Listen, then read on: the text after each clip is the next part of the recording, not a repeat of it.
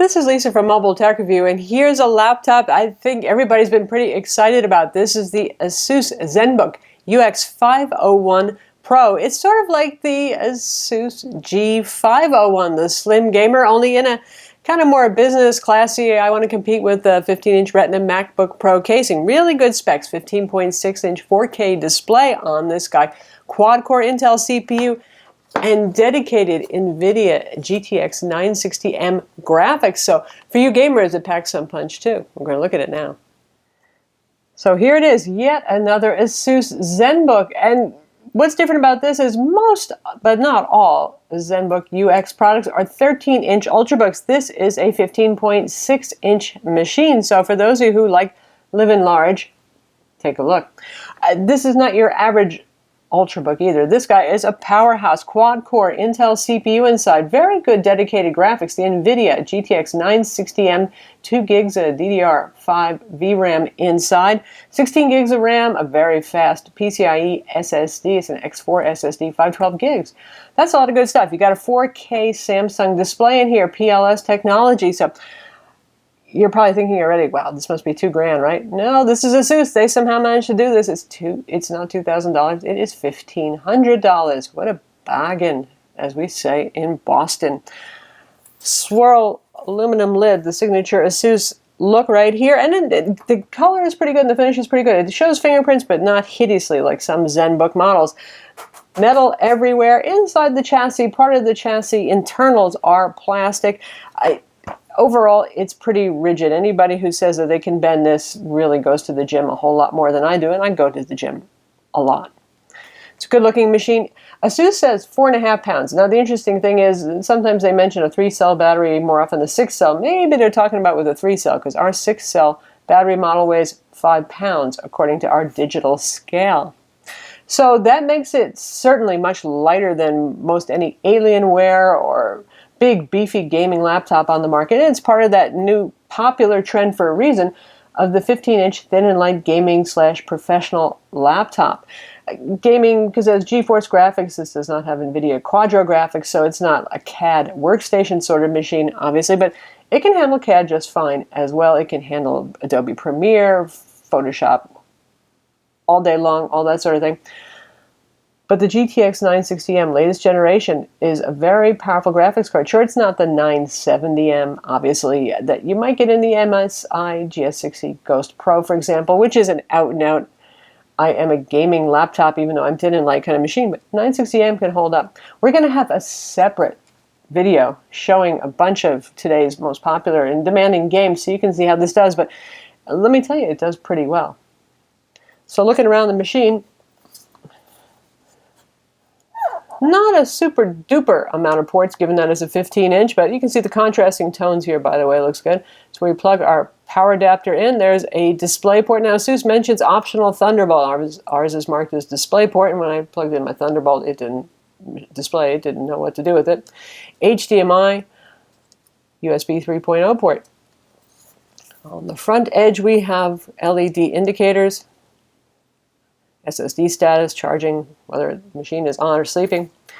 And on this side, we have a combo mic headphone jack, 2 more USB 3.0 ports, and an SD card. Now, you do get a VGA adapter dongle that plugs into the DisplayPort. That comes in the box, and you get a USB Ethernet adapter in the box. They did not have fine room on the chassis to put it. And we'll show you the internals picture later on, and when we talk about horsepower and performance, and you'll see that there actually is not a whole lot of extra room inside of this.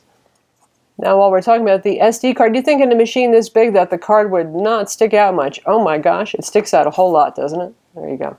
So for those of you who are bothered by such things, do keep that in mind. And this is what the underbelly of the machine looks like. Aluminum panel right here.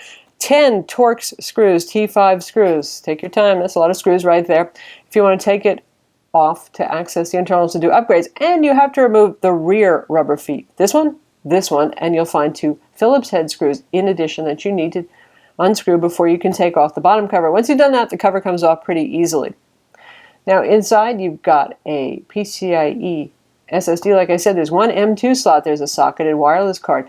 There's one RAM slot, so it has 8 gigs of RAM soldered on board and one 8 gig RAM module inside, or SODIMM as it's called.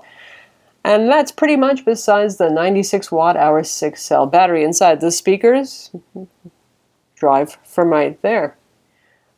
Open it up inside, and Asus is very clean look. We've seen this on several of their laptops. There's no inset for the keyboard drop right here. One thing to notice is large trackpad is not centered under the space bar. A lot of 15-inch laptops that have number pads, which this one does, good for gamers, good for number crunchers, usually the trackpad is centered under the space bar. So that might feel weird to you, or you might actually like it. You know better than I do as to which you prefer. I find I can adjust to it either way, to be honest. It's not the biggest deal. We have the interesting kind of swirl pattern that, again, Asus has been doing lately. It's got like a little circular freckles going on there. Big touchscreen up top. Touchscreen, yes it is. A lot of gaming machines still are not. It is a glossy screen though, boo-hoo. It is, see? Eee, shiny.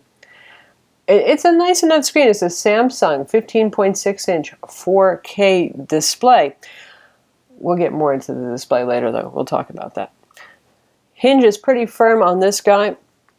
How far back does it go? It goes that far back, which is to say not super far back, but the viewing angles are fine. And this is not, you know, a small machine where you're going to be using it at all sorts of bizarre angles. I think that's going to be far enough back to suit most people. And you can see it has the overhanging lid design, so that's why it really can't go back further. The lid drops down behind the back of the machine. As ZenBooks go, this one has less taper, understandably. They have to have room for the big battery inside and for the cooling. It has a fan for the dedicated GPU and one for the CPU as well. And Asus knows cooling. They know gaming laptops. And I was a little worried, you know, slim laptops with gaming GPUs inside sometimes get awful darn toasty or noisy.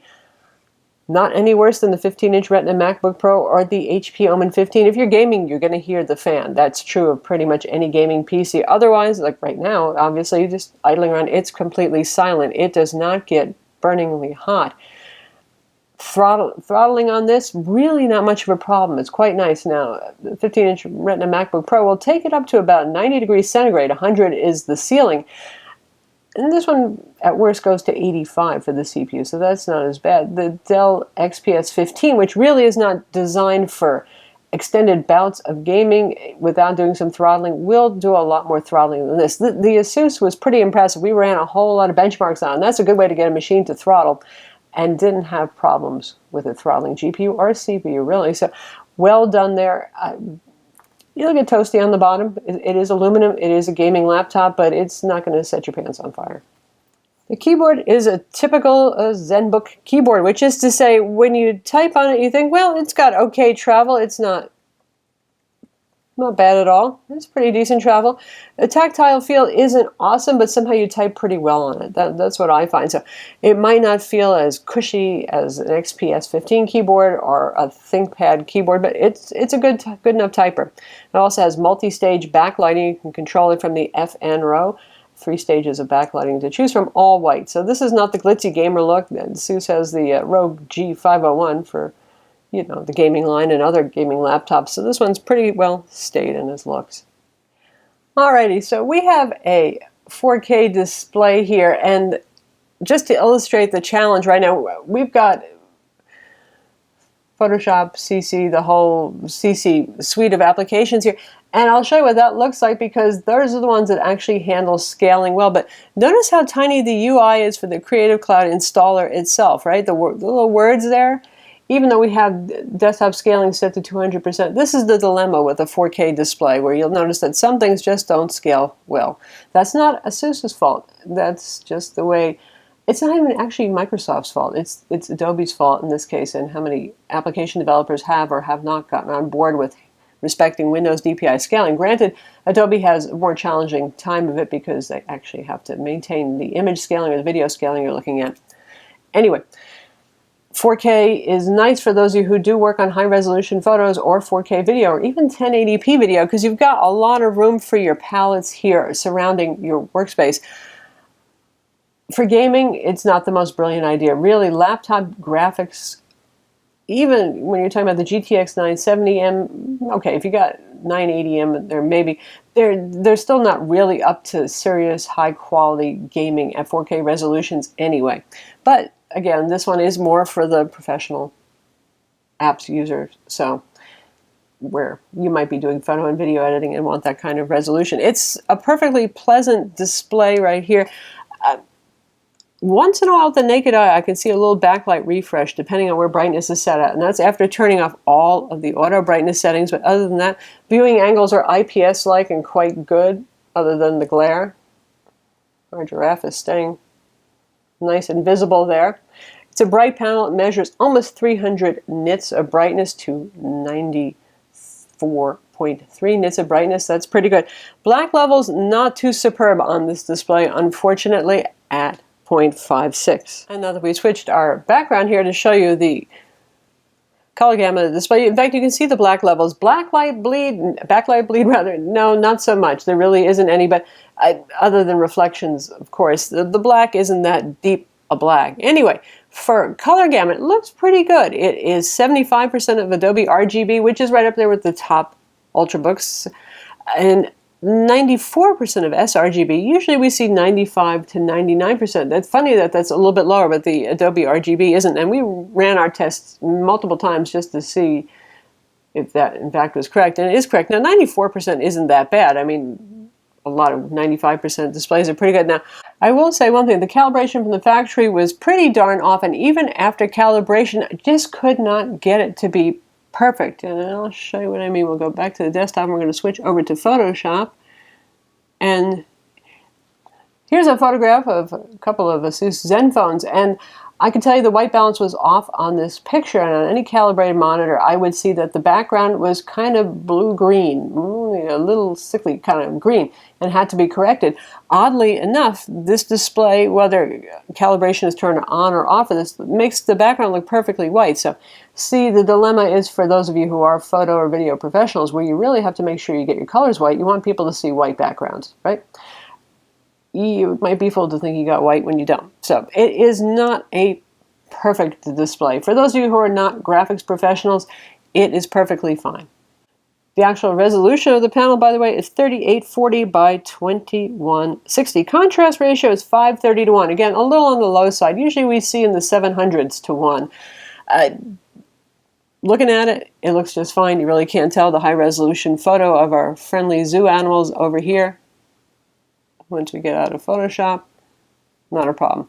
By the way, that was Photoshop 2015 CC, and you can see the UI was actually quite manageable there, so that was fine.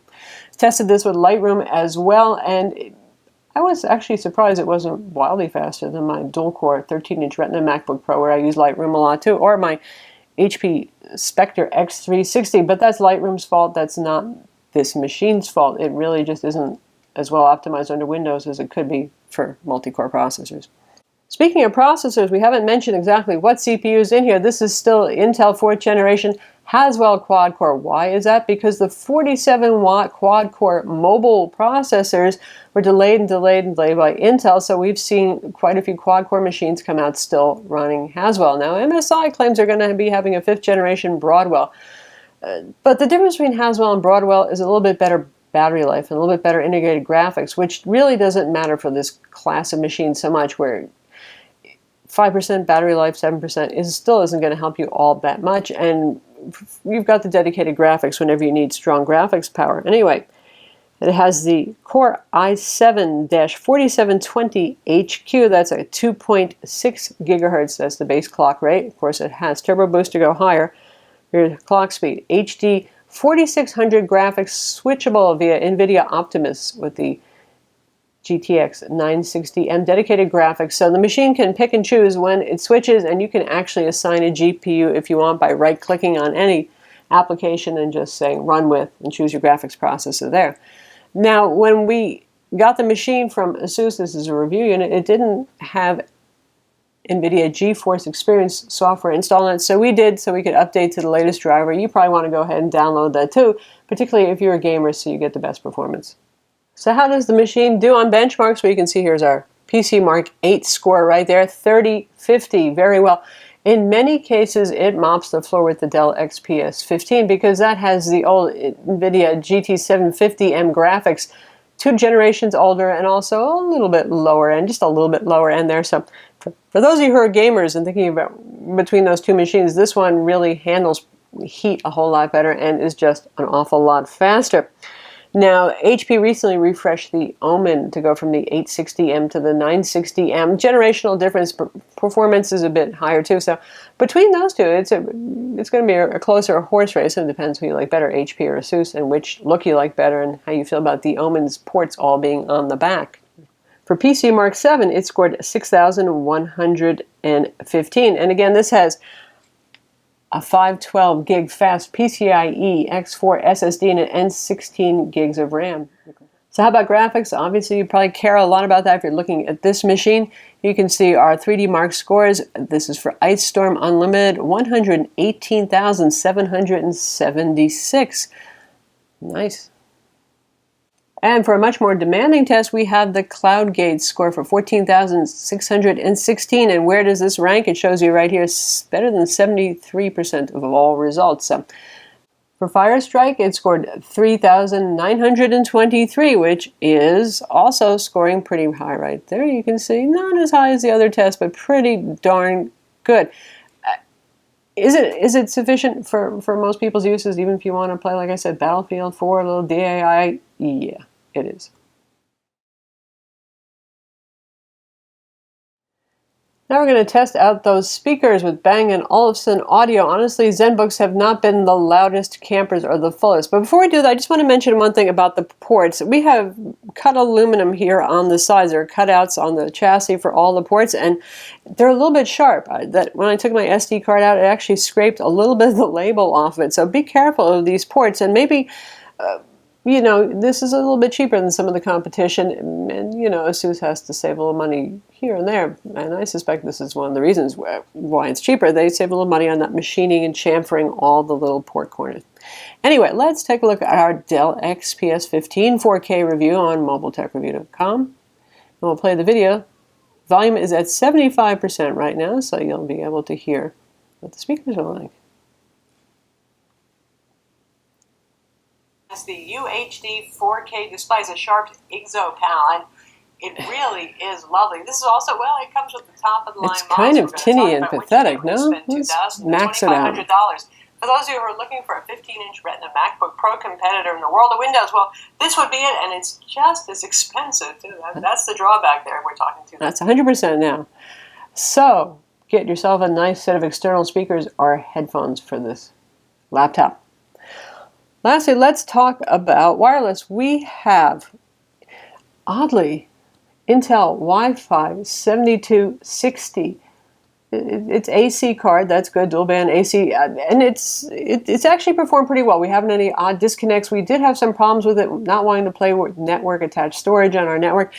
That card came out when Windows 8 first came out, not 8.1, but 8.